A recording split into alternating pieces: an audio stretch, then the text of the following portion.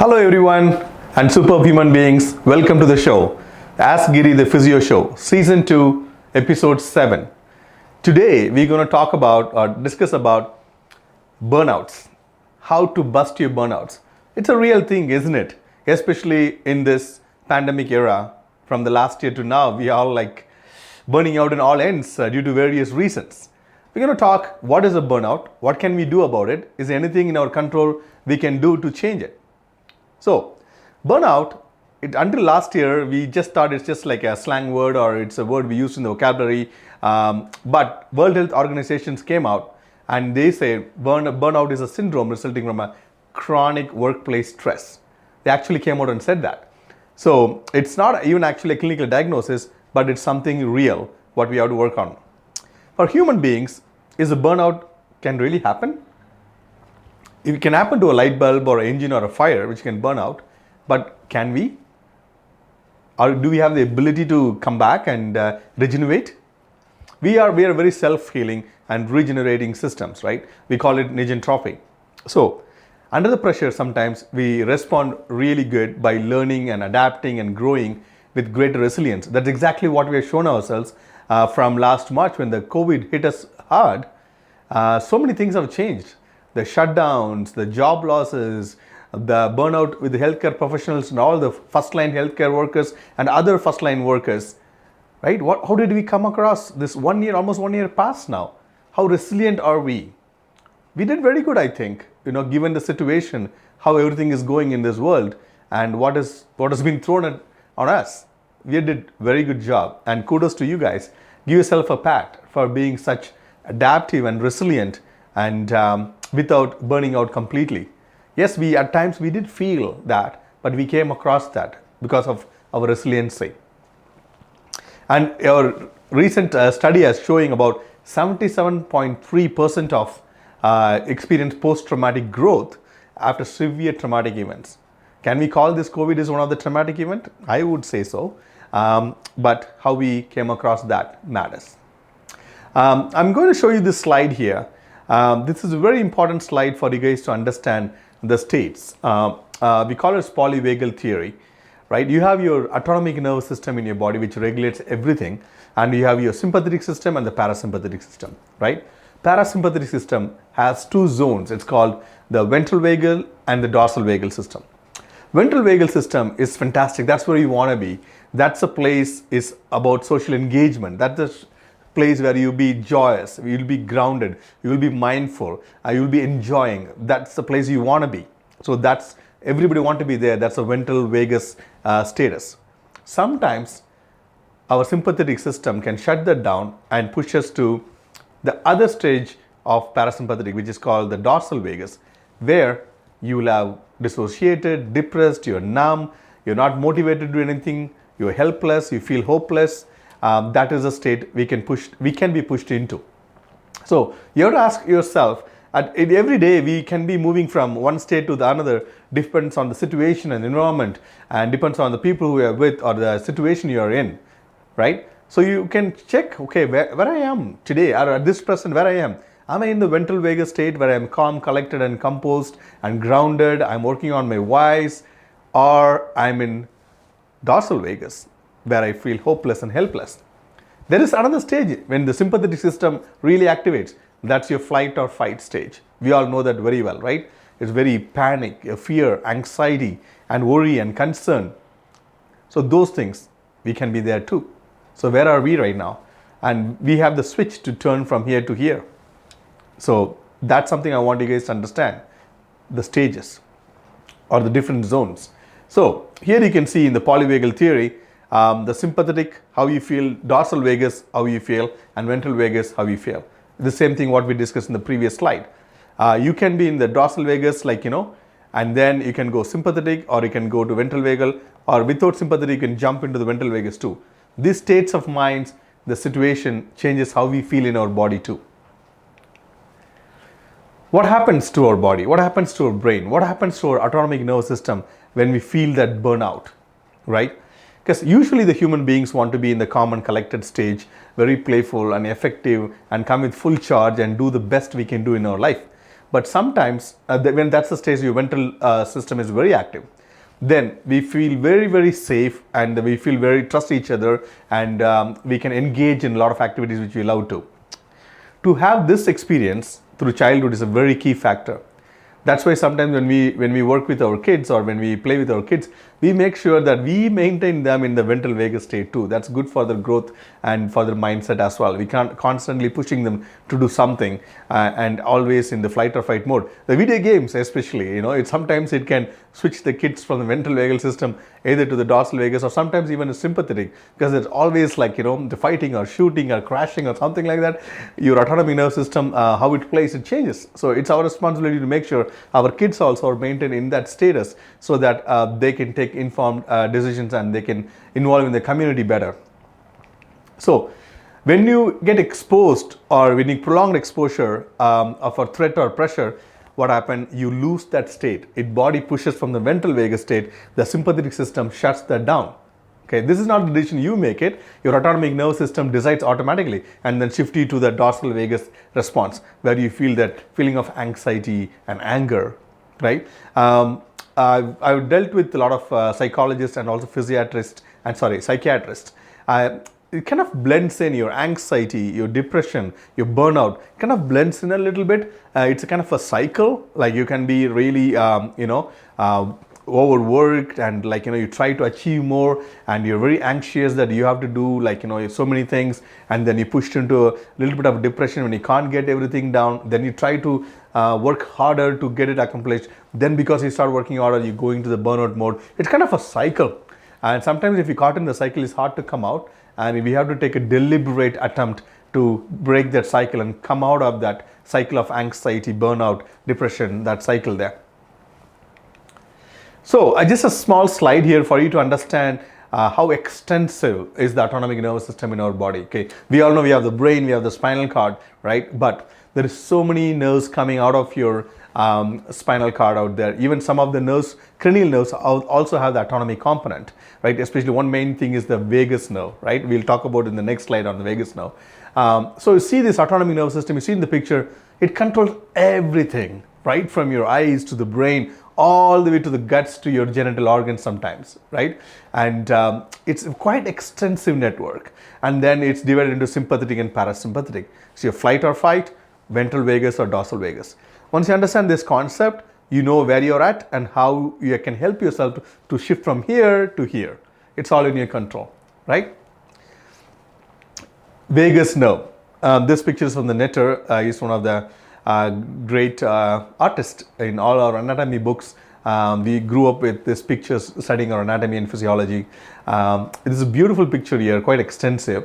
You can spend some time in this slide. Maybe after the presentation, you can come back to this slide and you can pause and understand the vagus nerve right from the nucleus and how it's coming along and how many places it supplies to the eyes and the ears and your larynx and pharynx. Right, and coming down in here, your hearts and lungs, your gut, especially your stomach and the small intestine, your large intestine, and going down to your genitals.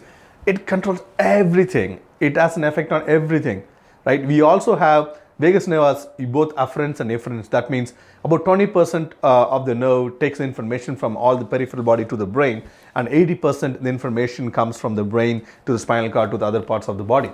So it has both afferent and efferent fibers. It's one of the longest nerve in our body. Imagine a string connected from your brain all the way to your genital area. So that's such a long nerve, and it has so much role to play, right? And this understanding this anatomy and this physiology also helps us to understand why I'm feeling dizzy, my vision is blurry, why my voice is getting hoarse, why I'm getting palpitations, why I'm sweating, right? Why I'm kind of red. Why I'm actually urinating. When you get some responses of fear, you can pee in your pants, right? There's a vocabulary, shitting in your pants. It can happen. There's all this autonomic nervous system. And why you feel like throwing up, why you feel nauseated, right? That's autonomic nervous system again. So everything what you feel when you're feeling anxious or when you feel burnout, it's coming from here. So that's why it's important for you to understand the extent of vagus nerve supply in our body and the distribution and the physiology. Moving on, the mighty vagus. So it is mainly like the parasympathetic system, and we talked about ventral and dorsal vagus system there. It connects everything from your brain to your fertility organs. So in the brain, it helps with your control your anxiety, your depression. In the guts, it helps with your digestion and all the juices secretions, and also the flow of the things in your guts, in your small intestine and large intestine. And in your heart, it controls your heart rate variability. We'll talk about that, inspiration and expiration heart rate variability. Blood pressure, very important. Blood pressure shooting up and down, it's all controlled by your vagus nerve and activation. And again, in liver and pancreas, it helps in your glucose levels and storing and balance of the glucose. That's very important. In the gallbladder, it helps releasing the bile, which is very important to break down your toxins and other important fat, especially the fat background. Sometimes, you keep on be anxious. You can have a weight gain too, because your fat background will be affected because the vagus nerve is not working properly. So it can cause brain fog, it can cause so many neurotransmitter issues, digestive disorders, so many bloating, indigestion, so many things can happen.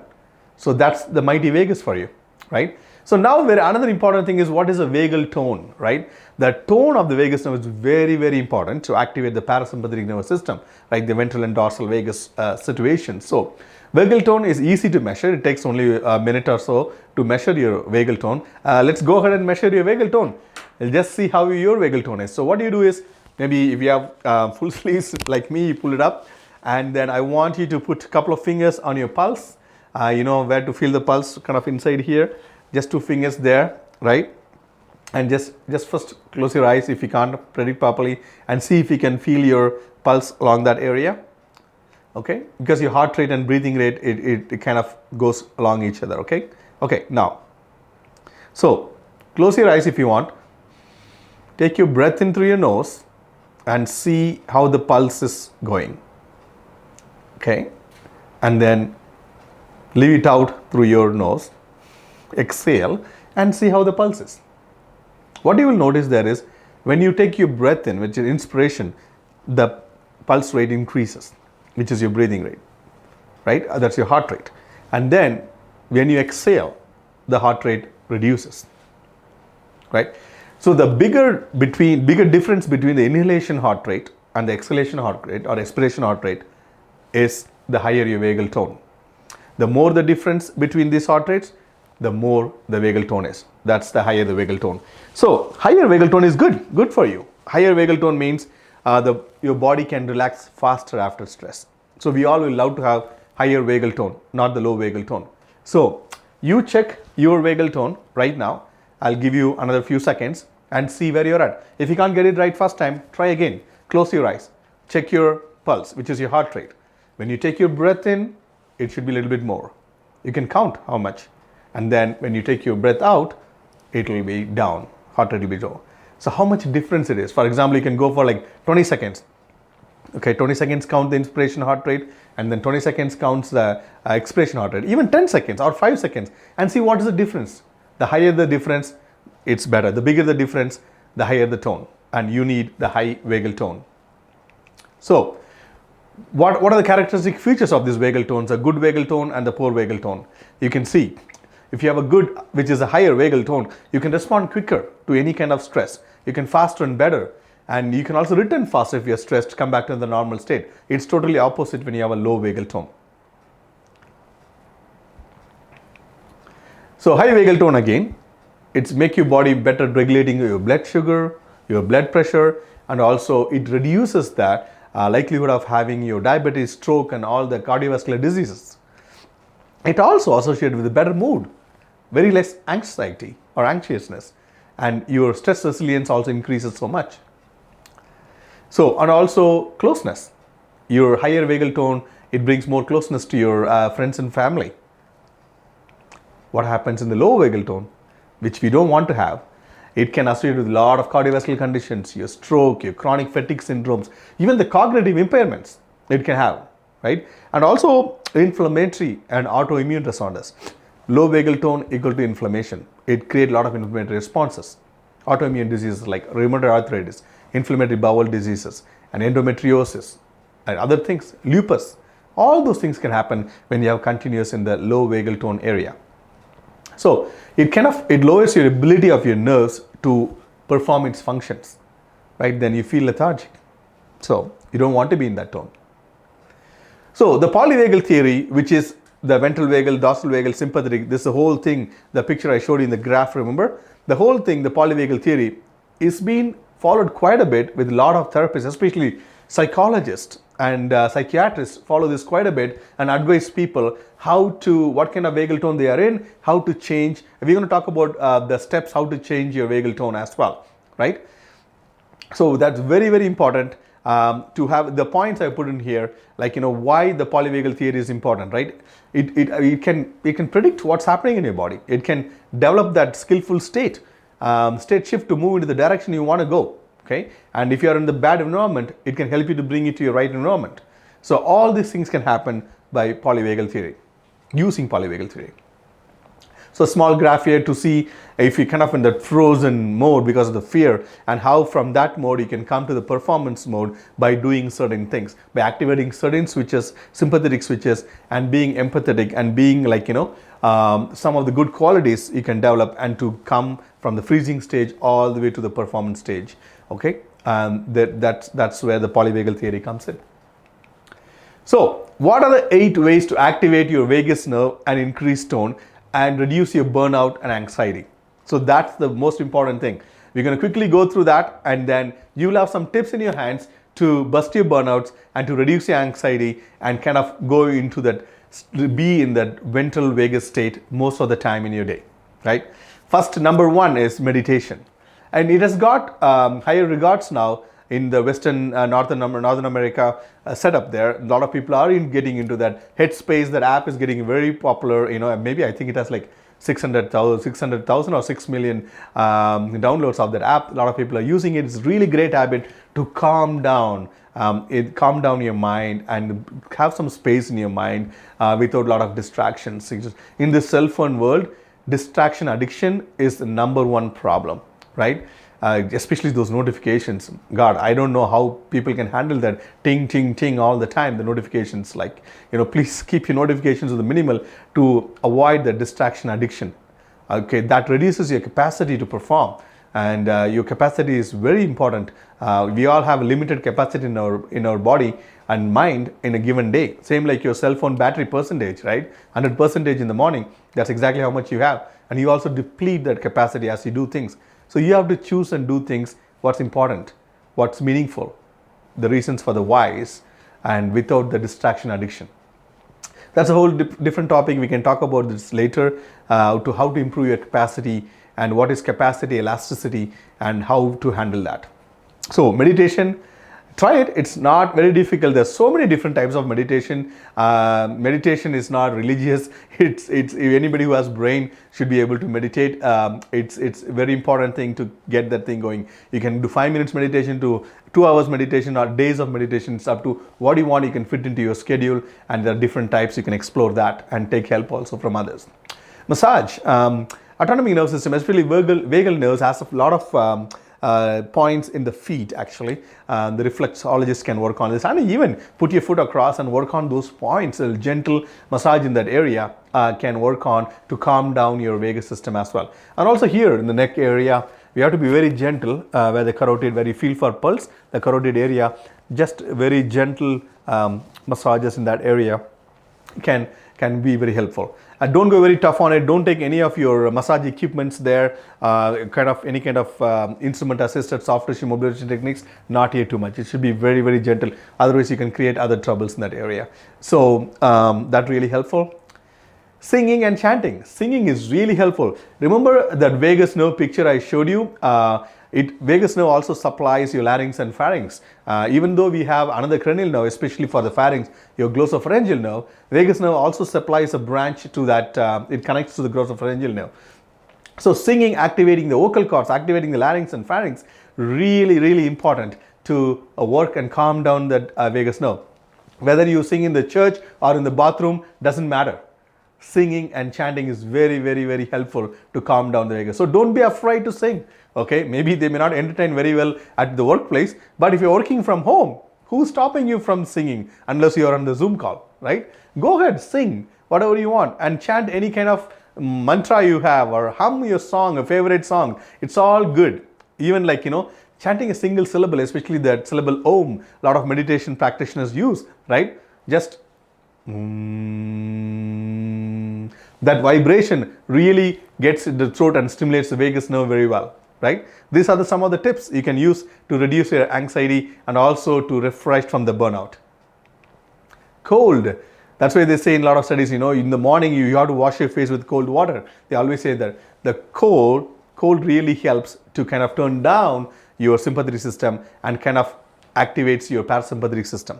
That's very, very important. And also drinking cold water and taking a cold shower in the morning. It's a really, really good habit, right? And also taking a swim in the cold pool, but all the swimming pools are closed now. But still, in the summertime, if you go to a lake or the river safely, you can swim too. That's really good. Yoga. Yoga increases the vagal nerve activity for good, actually, and especially your parasympathetic system to calm down in the ventral vagus system. We can talk more about yoga, but initial stages, if you kind of read the ancient scripts of yoga, the asanas, the postures are not given much importance at all. But when we came into the Western world, the postures and the asanas took more importance there. But when you go to the ancient scriptures, the more importance was given to the meditation, mindfulness, and breathing. That's basically what yoga is, right? Mindfulness and breathing. And postures came after that. And but as much as you do yoga, giving importance to those postures and asanas, you have to give equal or more importance to meditation, mindfulness, and breathing. That's very, very important. You can talk to your yoga instructors about it or yoga studios about it.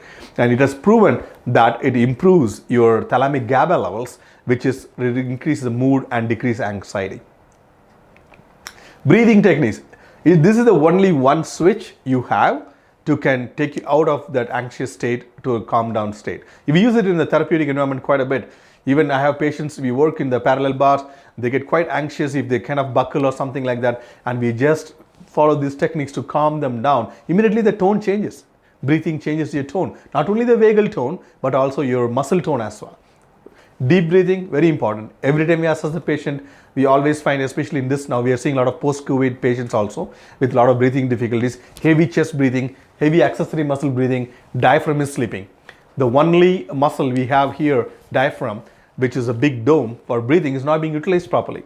That's why even if working from home or working in the office setup, you have to activate your diaphragm very much. You just observe your breathing. Close your eyes and observe your breathing for a second. How are you breathing? Is your chest moving quite a bit? Is your neck muscles working quite a bit? Then you are in wrong. That's not the muscles or the area you have to activate. You have to put your hand on your kind of bottom of your sternum or your chest bone right here, and when you take your breath in, that hand has to go out. When you take your breath out, that hand has to go in. Then you activate your diaphragm. So diaphragmatic breathing is very, very, very important. Also, you can do a belly breathing. Also, you can lie on your tummy and you can do the same thing and find that belly is touching the ground and coming back. So that's a very important. And again, at least 8 out of 10 patients I see in the clinic will not use the diaphragm properly. So we actually really work on deep diaphragmatic breathing. That's very important for all the internal organs, your ovary, your pelvic floor function, so many things. And alternate nostril breathing, okay? In they call it what's called nadi sadhana. So nadi means nose, right? So this all comes under this pranayama, they call it in Sanskrit. Pranayama means kind of a life source, right? To control the life source, because prana means life source and yama means to control the life force. There's so many breathing techniques the yogis used to do, and we're not going to talk about all of them, but this one, alternate nostril breathing, is one of the very helpful thing to kind of balance, to engage, to balance the energy in your body and connect your right and left hemispheres as well. It's very, very simple. You can keep in different ways. You can keep like that, you can keep like this, thumb on your right nostril and that the pinky or the 2 fingers on the other one. So use your thumb, close your right nostril, take your breath into the left nostril and close the left nostril and exhale through the right nostril, right? Then keep it there, then inhale through your right nostril and close the right and exhale. I have blocked nose there. Anyway, exhale through the right nostril. So this alternate nasal breathing is very, very helpful to calm down the mind and balance the energy in your body. It's all proven very well actually. The other one is the bearing down breathing, we call it.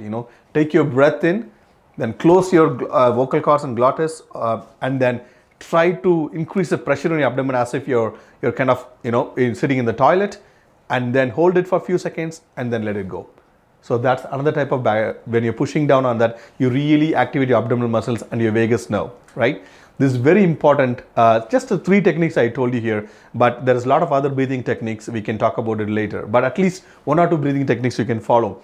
So when you sit and work at home or office, just get up and practice some breathing. Even in sitting, you can practice some breathing for a few times. That's very important to refocus and for your mental clearance, to reduce your anxiety and also reduce your burnout. Laughter with friends and family, right? Laughter is a great thing. Again, you're using so much of the vagal supply in there, right? It's very, very important. It stimulates your vagus nerve. Because with the COVID situations, with all the lockdown and the social gathering restrictions, we are not laughing and gathering so much and laughing and with friends, family that much. But what are the opportunities you get, even with your wife, with your kids in your house, to make sure you find some time to sit down together and chat and laugh and have some fun with your family, a board game or whatever it is, or even going for a walk and laughing and chatting. That's very, very important. There is also proof that people who laugh more live longer, right? So you know that. And also fasting and reducing your calorie intake.